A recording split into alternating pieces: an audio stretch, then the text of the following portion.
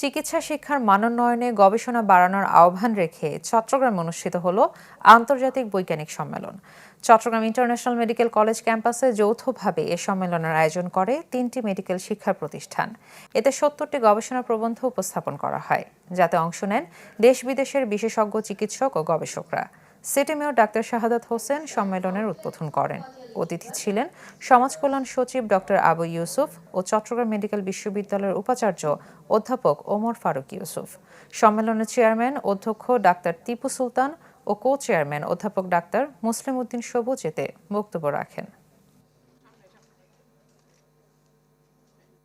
সেমিনারের মূল উদ্দেশ্যটাই ছিল আমরা ওয়ার্ল্ড অ্যাক্রিডিটেশন কাউন্সিল, আপনারা জানেন যে এই কাউন্সিলের মাধ্যমে আমাদের বাংলাদেশের শিক্ষাকে বা সারা বিশ্বের স্বীকৃতি দেওয়া হবে। এই স্বীকৃতি পেতে হলে মেডিকেল এডুকেশন এবং রিসার্চের মাধ্যমেই যে আমাদেরকে এগিয়ে যেতে হয়, সেই প্রতিবদ্ধ বিষয় নিয়ে আমরা এবার আয়োজনটা করেছি।